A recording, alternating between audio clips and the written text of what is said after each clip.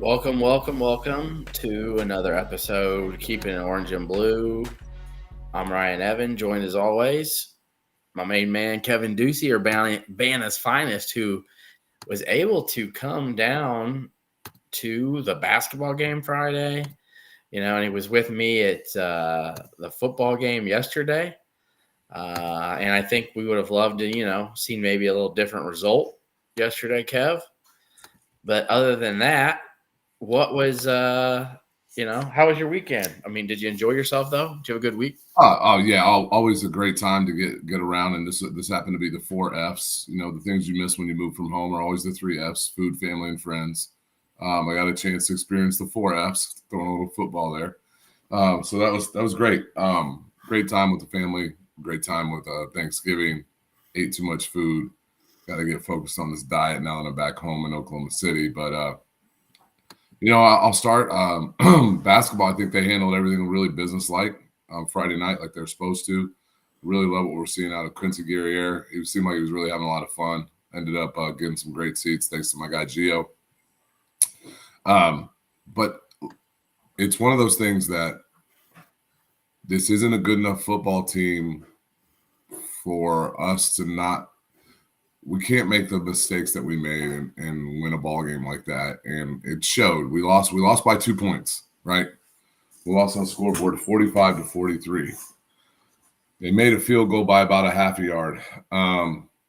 We had a ball bounce through a wide receiver's hands that went for an interception. We had a ball that bounced off a guy's shoulder pads that went for an interception. We had a ball that we punched out on the goal line that our linebacker basically had on his nuts and we couldn't recover. We had a ball on the kickoff bounce miraculously right to a guy who's able to run it in the end zone. We can't fall on a fumble so those are all 50-50 plays. Every single one of those. And then the Isaiah Williams fumble you're about. Right. Yeah, that was a 50-50 play. And so there's 5 50-50 plays that all went Northwestern's way. And I know people are like, well, we got 2 interceptions. Those weren't 50-50 plays. Those guys made plays. It was a short throw and a long throw. Tyler Strain actually looked like Quan Martin, with turning it around and spotting the ball and picking it off there after, quarterback got blasted by Johnny Newton. So we just can't afford to make those mistakes in a game like that, and it cost us. One thing that we did really well, and hell, it's the 12th game of the season. It's sad to say it. We had 1 penalty. Now that 1 penalty extended a drive that had points on it. I believe it was Johnny Newton got a sack on a 3rd down, and we had defensive holding. It was 10 yards. They got a 1st down. I'm pretty sure they turned it into points. But it was a game that just didn't go our way. And it's really frustrating. It's really frustrating to see some guys ball out on senior day. Johnny Newton being one of them. 2 sacks, constant pressures, was all over the place. Your guy, my guy, our guy, Casey Washington, had the game of his life. And we couldn't win, and it's just really disheartening because that was a bowl game. I don't think the better team won the game. I really don't. Definitely not.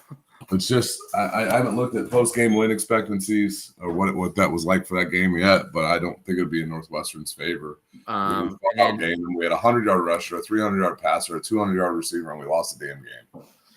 And you think about that too, the wide open 2-point conversion Paddock missed. They just overthrew it. Yeah, and then the blatant hold in the end zone that they called a defensive pass interference. I mean, yeah, that's God. And there's no flag on it. You still throw a flag if you're holding. So you can't count the tip that they took away. Literally in the how about the intentional grounding, right? When oh my gosh, the guy was 7 yards away from the ball. Like it was just there was a lot, man. And I think at the end of the day, Illinois really hurt themselves, with those back-to-back fumbles that set up 14 points. Uh-huh. But let's be real too. I think Illinois beat themselves. You can't say Northwestern beat Illinois because they didn't. Illinois was the better team. I think Northwestern did a great job of capitalizing on some things, but there was also so much luck involved in that, like 5. So if we had 11 guys from both teams, right, and it's a 50-50 ball 5 times, every time Northwestern comes back with it, all it took was one of those breaks to go Illinois' way, and it's game over, right? So it was just a lot to swallow too, and accept. I think because I wanted a bowl game so badly Yeah. for some of those guys that we won't be seeing again. And even though I knew Johnny Newton wasn't going to be playing in the bowl game, I think just having him go off in a different manner where he could have been walking around the field with Randolph, holding the trophy, and it being a better vibe, a better momentum, and then seeing Randolph slowly walk off the field. He was dinged up. He re-aggravated his ankle in his final game, and you never want to see that. But it was also too just rough because it was chilly, cold at the end of the game, sitting there on senior night when everybody was leaving, and I think it was a lot of momentum there, and it just Illinois went up 31-28, and we were sitting there on that right in that little area where Isaiah Williams threw his touchdown pass. Right, it just felt like things were falling into place, and then it's crazy how things can just flip, right? Yeah. And yeah, I mean, you looked at. I looked it up. The post-game win expectancy, I mean, is 81% to Illinois. I mean, it's 2 weeks in a row. Northwestern's find a way to win games like this, and you know what? Here's another thing. I'm sick of this. I'm really frustrated with this national media, this Big Ten.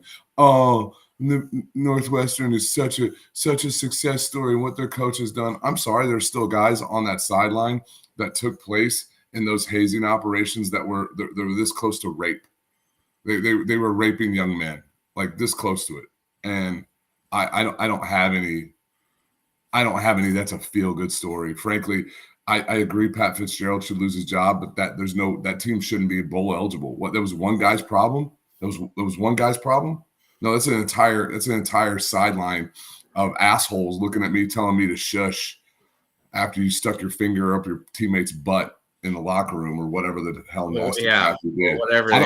They did car wash with their ball sacks or whatever the fuck they did. I got no patience for it.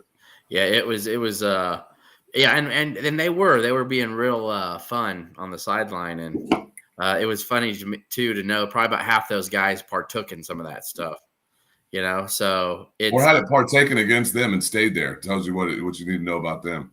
Yeah, it's true. And I will tell you this, that they had quite a bit of luck this year. Northwestern did. So an insane amount of luck. They have that's their fourth post-game win expectancy game where they had a less than a 25% chance of winning that they won. Think about that Minnesota game too. Yeah, it was 99% Minnesota. Yeah. That's crazy, man. Well, with that said, obviously a lot of things went wrong and to work on. And I'm not going to beat a dead horse for the game, but as we transition into the off season, because I think if we just talk about that game, it was, as Brett Bielema said, extremely frustrating. Even though it reared its ugly head many times in the Northwestern game, some key areas to fix in 2024 is, you got to have some help in that secondary. And I know health is one of them. Okay. So I don't want to make that, and I want to make that off the bat so we can get that out of the way, because I know that really hurt, not having Matthew Bailey. That really hurt because he's the leader back there, Kev.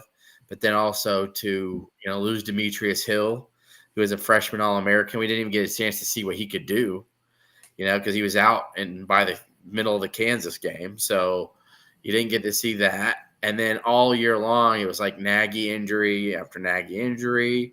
And then you got Miles Scott, who had a big play against Northwestern. But it was his really first year as a defensive starter. Mm-hmm. And really getting to see guys like Zach Toby, McCantos, Strain as their first year being the guy, and let's just say they got their education this year, many of them, in ways that they can be better. So for me, the first area that is definitely going to need some revamping, some love, some TLC. They got to get in there and get something figured out, because, Taz Nicholson was supposed to be the leader of those guys and be the best, and he was struggling, and Xavier Scott was maybe supposed to be their best on ball guy. was always 2 yards behind somebody. Yeah. You know, and as we saw yesterday, look, Zach Toby, 100% effort. Just was always about a half yard behind, and it cost you on these plays. You know, it's great that you almost made a play, but then the next play, it's the same thing. So that's just deflating to watch a team just drive down, you know, back and forth. And it didn't matter if, and I mentioned this, and I'll let you take over, Kev. If you go back and anybody wants to rewatch some of the game, it didn't matter if Jershawn Newton got there in 2 seconds or 4 seconds. Didn't matter. There was always somebody open. You know, and so there's a reason for that, Kev, and there's got to be some sort of figured out of what we can do and what we can't do, because there was just so many breakdowns and guys that just weren't sure of what was being ran. What's one of your areas? Yeah, you know, I mean, I think we keep going back to the secondary, right? And you and I talked about it as we were watching the game. Is like Northwestern kept running these man beaters, and kudos to their quarterback who was getting the ball out on time before they made the break. And it was, like I said, those are man beaters. But we look at this team, and I'm pulling it up right now. I'm pulling back up the snap counts. Okay, so Xavier Scott had 9 snaps. Taz had 4. So there's 2 guys we missed. We're going to add in Bailey, potentially Hill. So basically you had 4 starting spots that you're missing going into the game yesterday, right? And so then the other one is Tyler Strain. Tyler Strain did start yesterday. He did start the season, but he had got pulled. You had Jaheim Clark, who took 31 snaps. Elijah McContos took 30 snaps. You know, Toby had 40. Those are guys who we expected him to get 5-6 snaps, not 30. Clayton Bush only played 18 yesterday. I mean, that was a little weird for me. Solo Turner had 5. We were just like, there's so many guys that played yesterday and played meaningful moments in this game that are so highly inexperienced. And not only are they inexperienced overall in college football, they're inexperienced this year. The guys hadn't played much. McCantos. I mean, now Toby's been playing a while now. Yeah. I also meant not just from the Northwestern game, though, but we'd been seeing problems with the secondary all year, though. I mean, we have, and there's guys that are I mean, a part of it's because of injuries, and part of it's because of inexperience, and it all reared its head yesterday a lot, especially in those man beaters. I think we did switch up in the second half a little bit. I think Northwestern wasn't nearly as good throwing the ball. So there, you know, we got to. There's a thing too, like Quan Martin. I'm gonna go with Quan Martin. Let's go Quan Martin. Well, because I can't even say Kirby Smith because the dude never saw the field till his senior year. It's kind of like Kirby Joseph, right? Kendall Smith. So Quan Martin, Witherspoon looked like he was a player from day one. He was going to be a surprise, right? But Sidney Brown and Quan Martin both made lots of mistakes as sophomores. I mean, they were flat out not very good. Yeah. They were flat out bad against Virginia. Well, let's be real. I mean, they did not play. The only guy who showed on film against Virginia their junior year was Kirby, right? Kirby made plays. Kirby and Spoon. And Sydney, the only one Sydney his sophomore year was the 3rd team All Big Ten, I think, because he had a bunch of interceptions. I think didn't he have the pick 6 against Michigan State that year? Wasn't that part of it? Well, I mean, I guess, but one game didn't put him on a 3rd big. But I think Sydney would tell you he was all about making the big play and not necessarily making the right play. He was the dude running 100 miles an hour to make every tackle. Yeah, right, and missing tackles and things like that. So I think that the experience is so critical and so vital there. I'll be honest, you know, I've called myself a bonehead on the show multiple times for picking 10 wins because I really thought that the front 7 and what they were going to be able to execute on was going to make a huge difference in this team. And I didn't give enough credit to the fact that we lost a defensive coordinator. We lost a couple defensive coaches. We lost 4 guys that are on NFL rosters in our secondary. We lost NFL guys that are on the roster on the offensive line. And the offensive line played a lot better in the second half of the season. I think they seemed to really gel. It's unfortunate it took that long. But, you know, we also see Tommy DeVito, who now has 7 touchdowns and 3 interceptions. He leads the Giants in touchdown passes, quarterback rating. Had another good game today with no weapons and a terrible offensive line. Like, I think we discounted it a little bit for I know I did. I discounted how much that was going to come into play because I'm thinking about all these pieces we had coming in. I'm counting on Matt Bailey. I'm counting on Demetrius Hill. I'm counting on Schuster playing. He never played. I'm counting on huge depth in the running back room, which was flat out eliminated. I was counting on Altmaier being the guy, and Altmaier was fine. He was probably on par with what Tommy DeVito did last year, except he's a little more turnover prone and better with his legs. But there's just too much. There's too many variables. No, so we're going to go into next year, and there's going to be a lot. I mean, I see some questions. Is Taz going to the NFL? No, I don't think so. I think Taz will be back. Is Seth Coleman coming back? I don't know there. Yeah, Is we're Isaiah going Wings? to Sean, we're going to get to transfer portal stuff later on in the show. Yeah, I'm sorry, Ron. I'm getting ahead of us, but there's things out there that just makes you wonder what they're going to do. Next year, we had a lot of seniors that walked that still have eligibility, and I think for the most part, half of those guys are coming back. That the guys that have eligibility that walked with the, we know that Newton and Randolph are going, and God bless them, go make that money, and then we'll go look at the other ones. But the fact is that we had a really disappointing season, and we lost 3 one-score games. This is I get really pissed off. I just wanted to point this out. It's like I get really pissed off about people saying, "Oh, what's different about this in Lovie Smith's teams is that we were in every single game in the third quarter. There was not a single game that we were playing this year. I think going third to fourth quarter where we said we didn't have a chance going into the fourth quarter. It was like 19 to 6. Even against Penn State, it was only like an 11-point game to start the fourth quarter.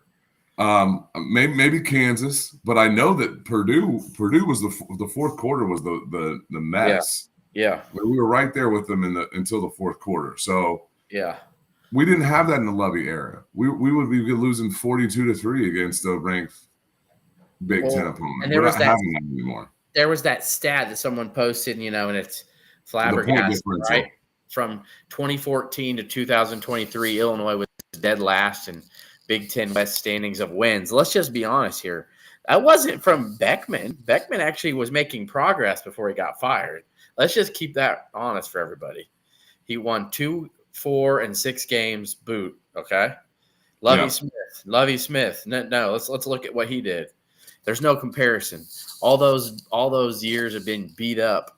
Lovie Smith's Big Ten record, Kev, I'm trying to remember, was it like 12 and like 37 or something like that? I don't know. I forgot all of it.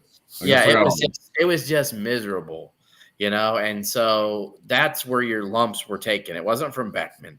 Beckman's first year was bad, okay, but he actually improved every year. So, which is all you can ask from a coach, I guess, even though I don't think Beckman would have brought Illinois to 9-10 win seasons, but you can't sit here and say what Beckman did was bad. I mean, 2, 4, 6, and you got fired. I had to look it up. The closest game that was like we're done already is Kansas. We were down 34-7, but then we got back to 34-15 to go into the fourth quarter. And we could look back at Lovie's teams at the Michigan State game where we won that, or the Wisconsin game. But the rest of the games, like in the midway through the third quarter, we're still within contention.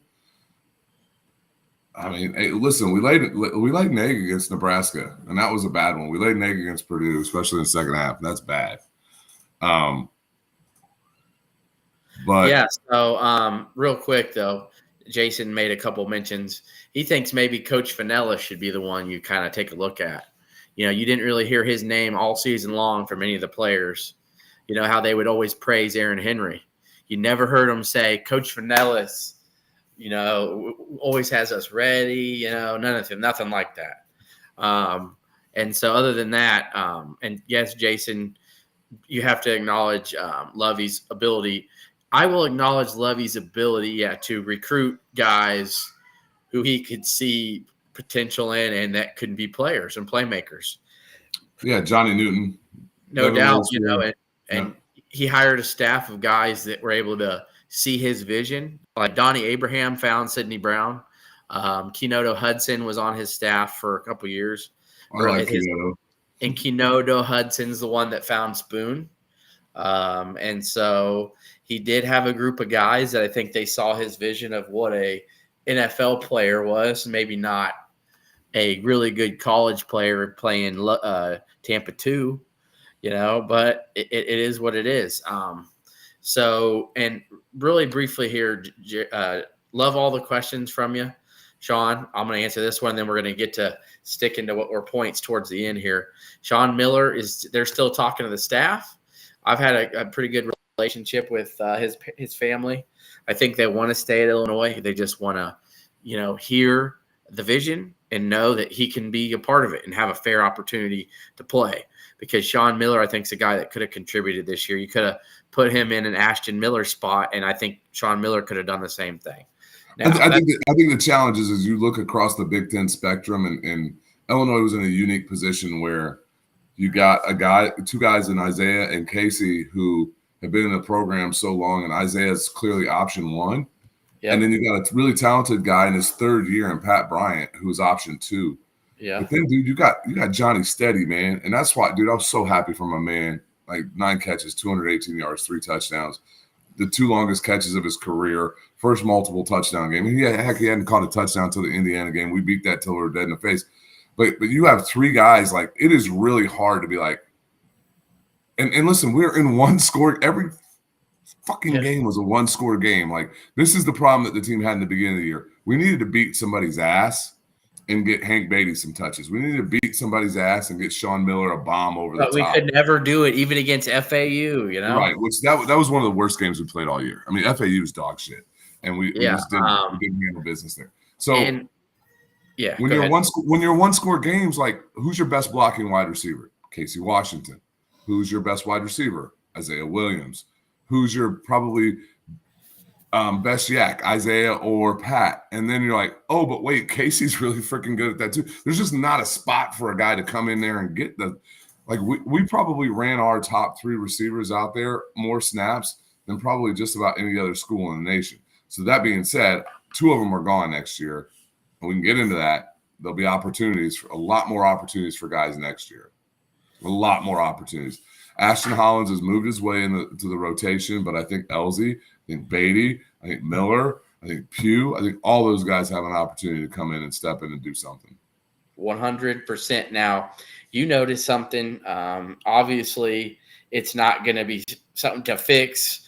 Well, really, it's something they're going to have to try to maintain and maybe close the gap as best they can. The defensive line, obviously, Kevin, has got to be something you got to shore up, because you're losing the law firm, you're losing Daxon, you're losing Bryce Barnes, Kev. And I'm not talking about your edge rushers, Kev. I'm talking about those guys between. That's got to be a huge, huge spot, right? Yeah, you got to get something else. You can't replace Johnny Newton. Let's just stop. Let's stop right there, right? I mean, he's the most disruptive player in college football this year, in my opinion. He's the Jalen Carter of this year's draft. And I'll say it. I'd hop on a podcast with any Georgia dude that wants to argue with me about that. Like, Johnny Newton is so fundamentally disruptive. The challenge was that Keith wasn't healthy pretty much all year. So you're going to have to go in the portal, and you're going to have to find some disruptive from a defensive line standpoint. Now, we got to commit from a JUCO guy today. Led the nation in sacks from JUCO, but he's an edge rusher, right? And that's more of a Seth Coleman replacement if Seth goes, or an Alec Bryant. If Alec Bryant, I don't think Alec Bryant's going to go. I think he'll stick it out. I think he'll stay as an edge piece. Or there's a lot of fun. God forbid Yakas transfers. So there's so much fun rumors, and I'll let you take over where we were going.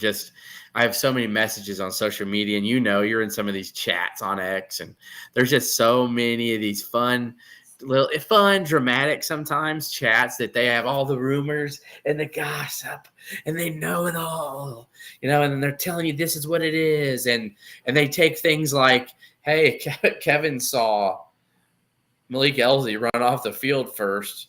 I was just making an observation, by the way. Same with you. It could have been Sabor Kareem. I mean, to be honest with you, it looked like it was Elsie, but they both wear 2. They're both pretty fast. The dude was jetting off the field, and I was just like, damn, who is that? And he was like, oh, I think that's Elsie. And he's like, man, maybe he's got a poop. I'm like, yeah, I don't know. But I was just like, damn, dude, he didn't even wait for like the final whistle or whatever. It was just, he's off.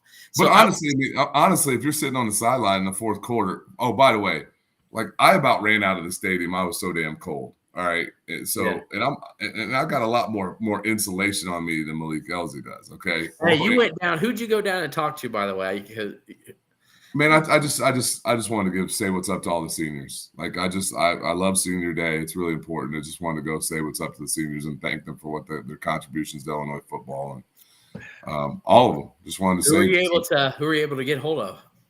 I mean, I got Caleb Griffin looked up, gave a wave, and Bryce Barnes. I saw John Tariq, Paddock, Julian Pearl, Tariq Barnes give you Tariq Barnes, absolutely, yeah. And I told him he's my guy. So like, it's just one of those things, man. It's a bittersweet day to see any of those guys leave, and you just want to tell them, hey, like I hate it when we boo. I hate it when we boo, and I know the booing is not directed at players. I know it's more directed at coaches, staffs, and like we talk about Antonio Finellis, right? Antonio Finellis this is his first first big job here at Illinois. I hate talking about should we fire that guy, like that's a man's livelihood. He's trying to to start a family. Now here, listen, I'll say this. I have no problems when the time is right for me to say this about Brett Bielema. And frankly, probably the coordinators too, other than the fact Aaron's my friend. And here's the reason why. At that level, at that position, at this university, that job comes with a 7-figure salary. Not 6, 7. Lovie Smith, when I wanted Lovie Smith gone, Lovie Smith did not need any more money from the University of Illinois unless he completely squandered it. Antonio Finellis is trying to make his way in this game. Like, I mean, Aaron Henry's got his first opportunity to be defensive coordinator. And yes, he's my friend. And so therefore I am biased because I also know the man and the human being. He's a really good dude. So it's really hard for me to say we should fire that dude. Am I disappointed with the way the defense played? Yeah, and so is he. We've talked about it. After 1 year, I mean, I agree, but I wasn't taking it. Well, I'm not taking what anybody's saying about fire him after 1 year. Hey, Ryan, where were we 8 weeks ago? What was everybody asking us to do with Barry Lundy Jr.? Yeah, exactly. And now where are we? Where did Illinois end up offensive? Third, fourth? I'm gonna go look this up right now. Like I think they finished fourth, maybe. Right. So, but yeah, I get what you're saying. And while you're looking at that up, Kev, I've had some people question, should Illinois want Whitman to buy out the Kansas game next year? What? They're begging Whitman to buy the Kansas game out. Like, I'm okay. First off, you don't know what Kansas is going to have. I know they're losing Devin Neal and some really good players to the NFL. You don't know how healthy Jalen Daniels is going to be. Lance Leipold probably will still be there, but who knows at this point? And honestly, I'm okay with what Illinois will have. I think Illinois offensively could be an even better team than they were this year. I think Illinois could be really good offensively. And Illinois had the third was tied for fourth in total offense in the Big Ten. Yeah, in Penn State, exactly. And I think Illinois offensively can be just as good. If you think about it, I think it'd be better. Yeah. Look, Isaiah Williams hasn't announced anything yet. Let's just assume he's leaving.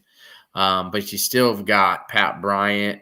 I think Tip Ryman will be back. Those are guys, we'll mention some of that here in a little bit. But I think too, you got Fegan and Lawfrey, possibly Love, even though he's made his little comment about, I'll miss the orange and blue a little bit on his Instagram. But offensive line looks like Chrysler will be back. You'll still have Gasky and Adams will be gone. You'll still have Kreutz at center. You pretty much have everybody but Adams, right? And Pearl. Yeah, you're losing Pearl too. But still. That's Pearl and Adams, so we're losing our tackles. So you're going to look at maybe moving Whitenack over to one of the spots. Yeah. Brandon Henderson potentially in the other one. Yep. And then you slide Schuster into a guard spot. Schuster's a guy I think they were expecting some stuff out of. He just wasn't really able to get – but you're joining the team in week 11, man. You really can't – week 10, you can't really expect a lot out of somebody, Yeah. Yeah, and I will say too, as we start getting into some transfer portal stuff, I think the big subject, so we mentioned that, is I think Brett Bielema made mention of it. One spot that he knows they just need to – he just didn't feel like they had 8, 9 guys who could start for them at the O-line.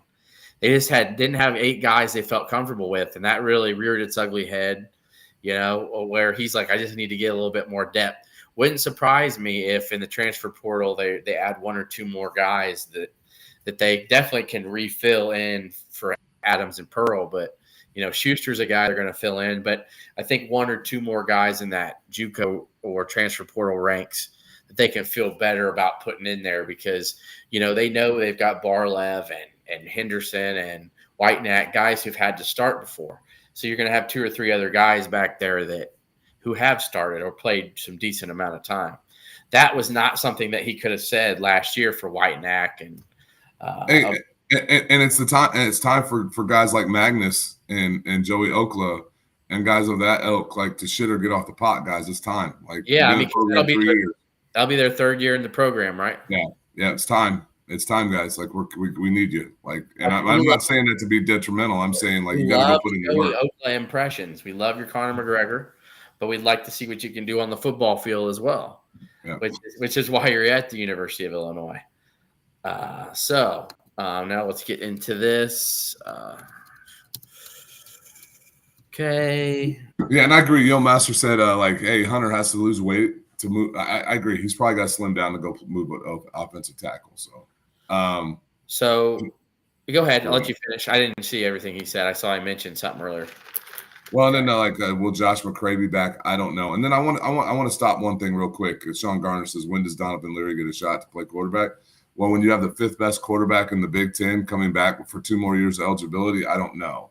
Like, yes, John Paddock put up really good numbers and played really well. He also made some.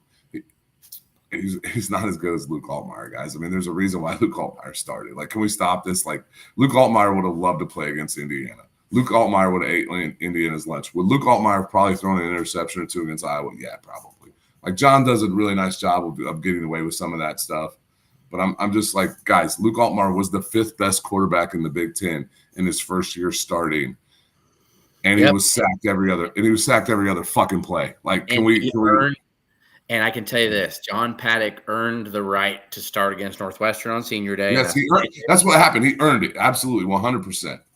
Yep. So, but there's a lot of people, I think there's a couple people on this right now who are watching who I've been in chats with, and I jump in every once in a while, and they've seen me defend Paddock. Like I say, I thought Paddock was better than Luke. No, I don't think that. But I think when the people have been shitting, like there's people who shit on Paddock because, he made this bad read or, he missed that pass. But, Luke could have done that. Luke could have done this as well. Luke has his own game, his own issues and things he could do and won't do better. I think maybe had he played against Northwestern, maybe him using his feet could have opened up some things. But it's hard to complain when, your offense, let's see, Paddock, they put up 48 against Indiana, 43 against Northwestern, and yet Illinois still almost lost both of those games, Kevin. Let's be real. When your quarterback is throwing for 370 and 3 touchdowns and your team scores 43 points, should you be losing that game? Nah. So really, Paddock did enough to win the game yesterday, okay? They should be bowling right now, and I don't even think it would matter. I think Luke understood what happened. And I think if they went to a bowl game, most likely they would probably roll with Luke as a starter because playing John Paddock doesn't do you anything. They probably give him some courtesy snaps if that was the case. But yes. Hey, honestly, guys, the player in the program who does what Barry Lundy really wants to do the best is probably Kyle Swanson. And I'm not saying that because I think Donovan Leary can throw the football really well. But I think this is Luke Altmaier's team for the next 2 years. Yep, 100%. So we're going to get into that. Who are some names? And I don't think I'll go ahead and mention people. Some people are in my ears saying they think Kyle Swanson's going to be one of them, but he's going to transfer. They think that he might be one of them, but I don't. I think 2023 college football, like that's what they do. Donovan Leary is a name that I really believe is going to leave, and here's why. He's been in the program with Bielema this whole time here. He's redshirted. He sits here and he sees Luke Altmaier there, and they got Trey Petty coming in. Let's just be real, Kev. A guy who can probably sling it and go start at any MAC school he wanted, I would imagine. Probably go start at some ACC schools. He could probably start at Boston College tomorrow. You know what I'm saying? Like some of these lower to mid-tier ACC schools or even American Athletic Conferences. I know the staff likes what he can do, but why would he sit behind Luke Altmaier for the rest of his career and then see that they have this 4-star coming in who they're basically already anointing, like Altmaier's guy, like after he goes? Leary's going to go somewhere and play. He's an East Coast dude. His brother just left NC State and got one more year at Kentucky.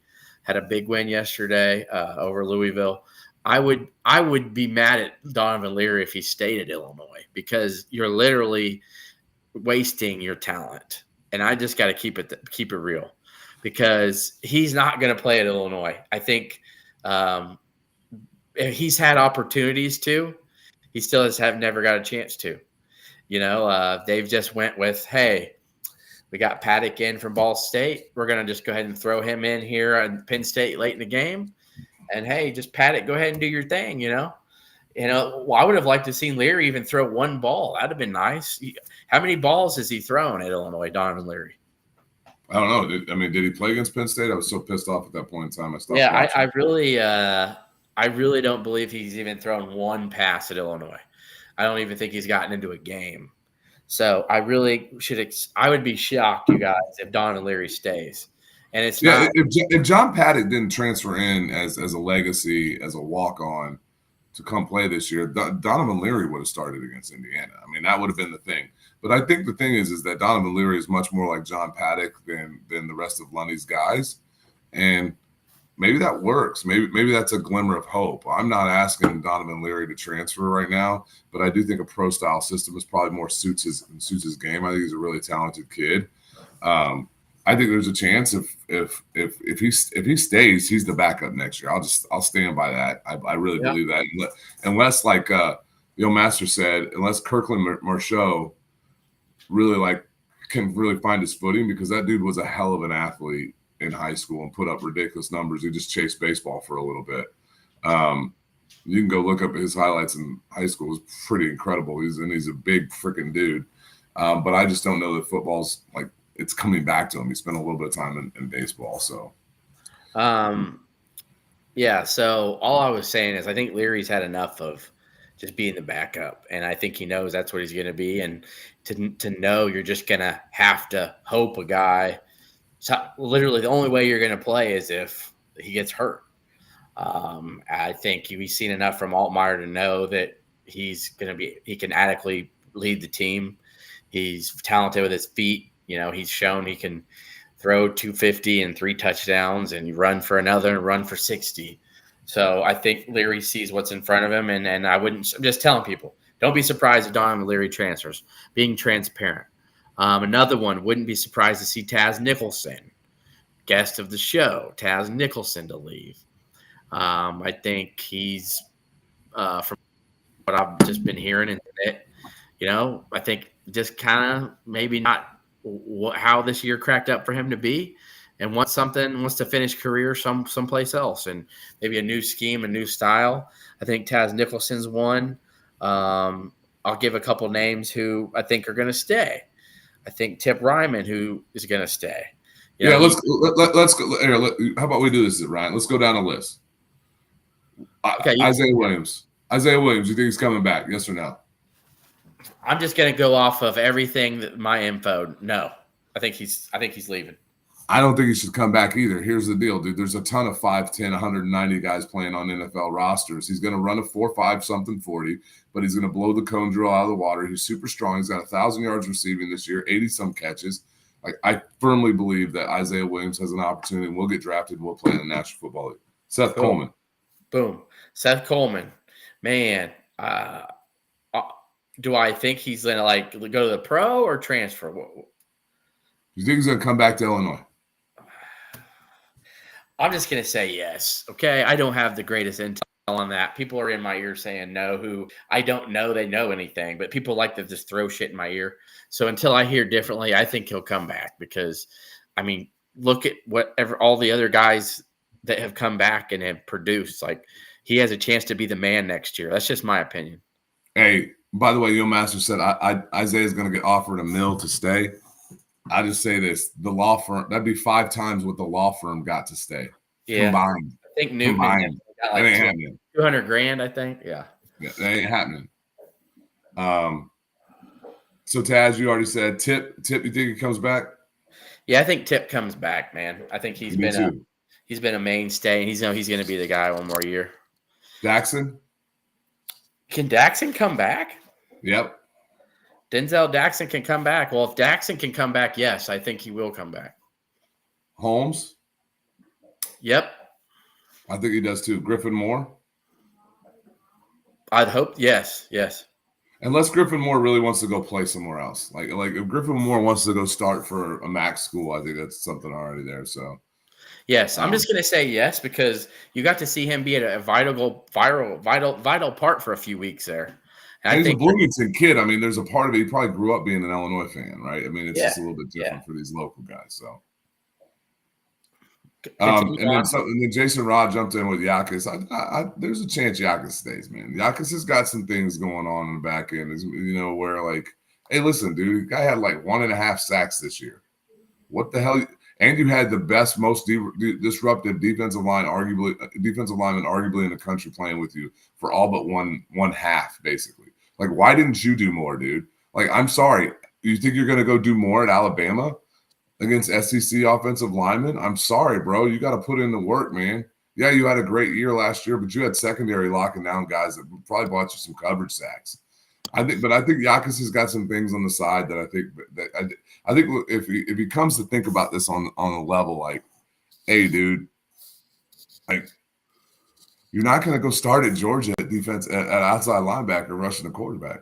Yeah, like, you're not going to go start at Florida State, dude. Yeah, or like, Tennessee, because Tennessee's the one who really wanted him.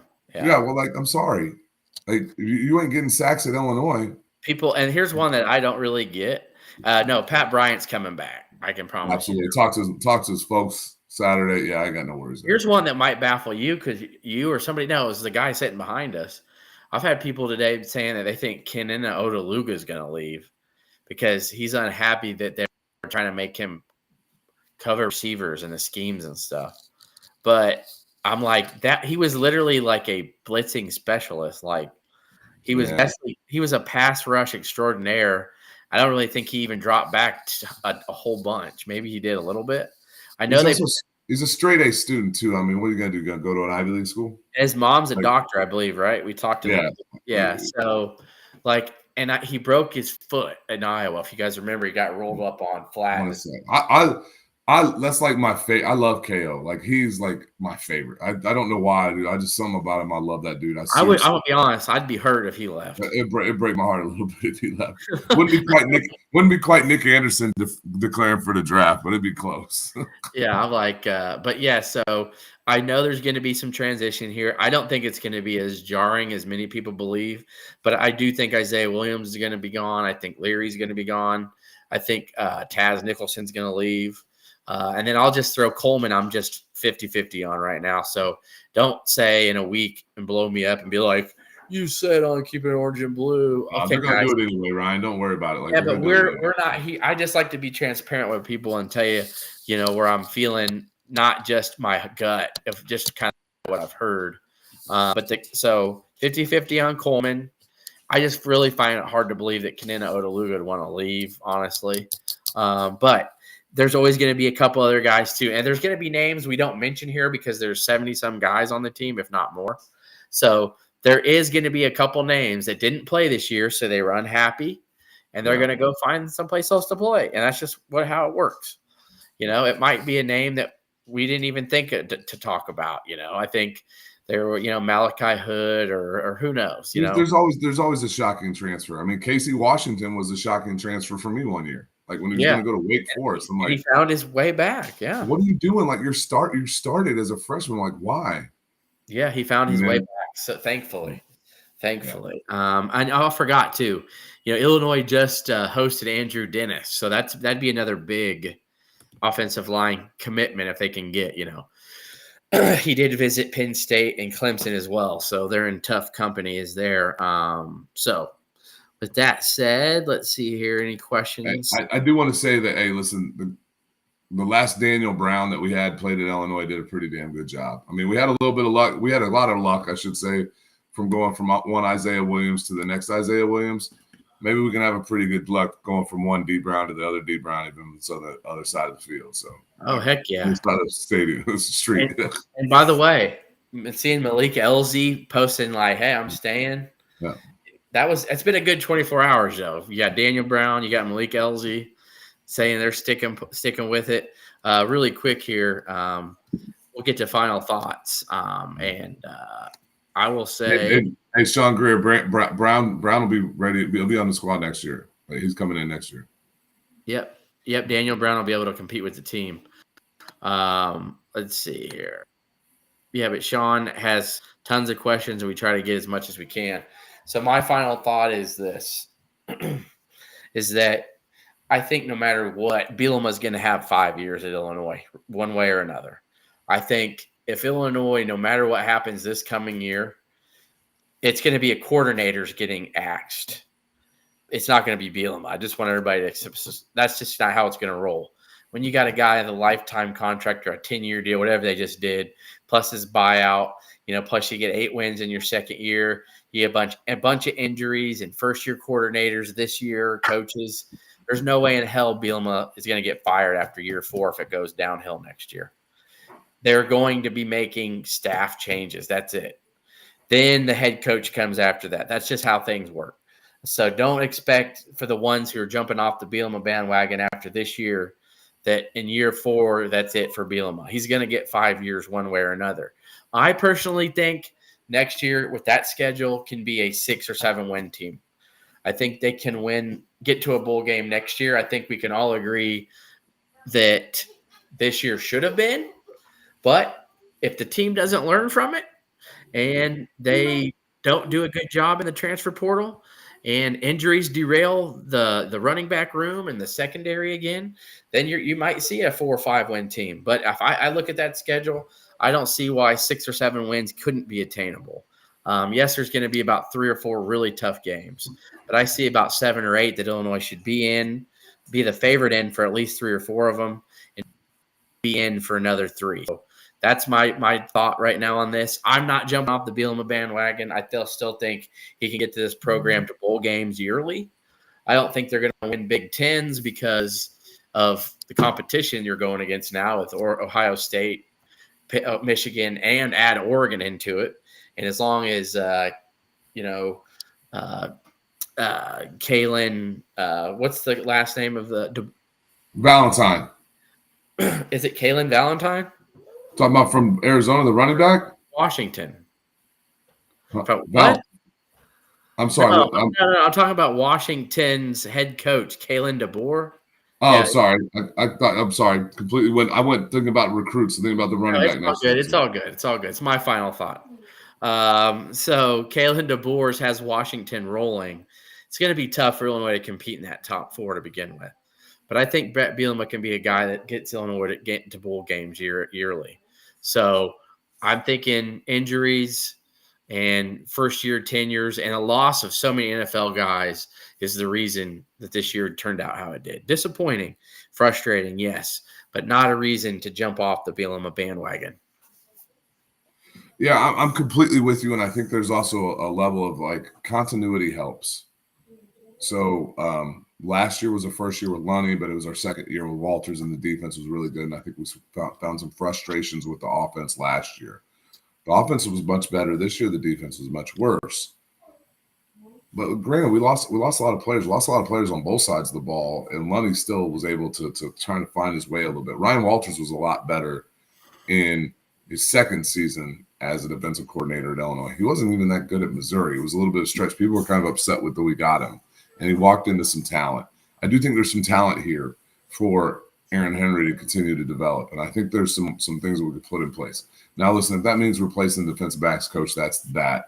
But I do think the Illinois staff will be pretty much have some continuity coming in. I do think we'll look in the transfer portal and we'll look for old dudes. We'll look for guys with some, fifth-year guys, graduate transfers, things of that nature to come in and play one more year here at Illinois. Even a 6-year guy, I think is there one more year? I know Coleman Hawkins can play next year for a COVID year, which is weird. Yeah. I don't know how football is working that. But I like Illinois in good hands. You know, your master said it. Like we're 500 in his first 3 seasons in regular season play with Illinois. We're not 18 and 19 overall, 18 and 18 in regular season play. 5 and 7, 8 and 5, 8 and 4, 5 and 7, with the loss in the bowl game where we almost won, and we had a lot of guys that didn't play. Yes, I'm gonna be honest. That bowl game, I'm not even counting when you don't even play your most of your best players. No Chase Brown, no Sidney Brown. Like, come on, man. You know, like no Chase, no Spoon. Yeah, right. No Spoon, no Sidney. Yeah. So that's tough when you look at it that way. But hey, yeah, we're 5. We've been in just about every ball game since the Virginia game, with exception when you look at it, whatever. But this like we've got some continuity here. We've got a quarterback coming back. That's a huge deal. Like who's going into next year with a quarterback battle on their hands in the Big Ten doesn't know who they're going to trot out there. How good's Washington going to be without Michael Penix next year? I wonder. Yeah, who's Oregon? Who's Oregon getting without Bo Nix, right? Right, and I know people can look at this. Well, I'm like, hey, listen, man. I watched Texas become a fraction of themselves after they went from Colt McCoy and Vince Young to I don't know who. We watched it with Clemson when they went from Boyd to Watson to Lawrence to now DJ, what? To DJ. Now what? We watched it for Florida when they went from whomever to Chris Leak to Tim Tebow to once that was done, they're like, we're not good anymore. So the quarterback position, and I'm not putting Altmaier on that level, but when we're trying to get to 7 and 5, we're trying to get to 8 and 4. Yeah. Like, who's Iowa got a quarterback? Who's Minnesota? Like, is Minnesota satisfied at quarterback? They didn't make a bowl game. Nebraska didn't make a bowl game. Like, what are they doing at quarterback? So there's a lot of advantages that Illinois has coming in next year where they can look at things like who's going to be quarterback for Kansas when they come here. Like, it's not going to be Daniels or Bean. Bean is gone. Bean is like an 11th year senior, and Daniels basically quit, in my opinion. Played one game against us. Yeah, Appreciate you. Yeah. That infuriates me too, because I wonder what that game was like with Bean, right? Yeah. Right. So there's a lot. There's still hope in this program, but I will say this: is we've got 6-6 next year will be fantastic, and I think we've got the guys that I think we can get out there and do it. I will say this: I think is it a week from today or a week from yesterday? We go to Piscataway. That's right.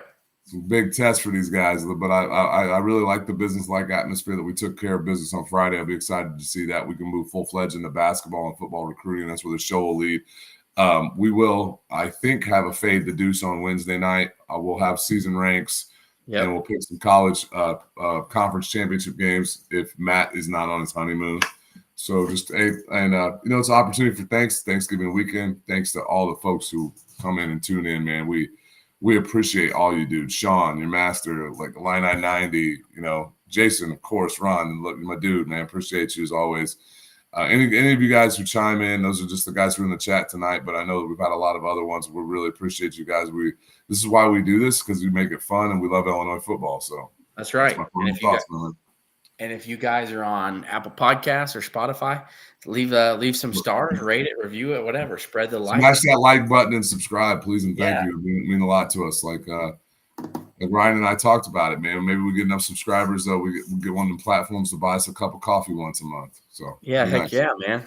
$5 I didn't have in my pocket before. Yeah, all right. I'm thankful I got to hang out with Kev this weekend. Saw him at the hoops game, hung out at the football game. Man, so had some fun. Saw a guy celebrating and fall 2 rows down. He didn't spill his beer though. Yeah, he still held his beer, which is awesome. That dude was special. That dude is awesome, man. I call that guy a friend. All right. With that said, swap me out. ILL.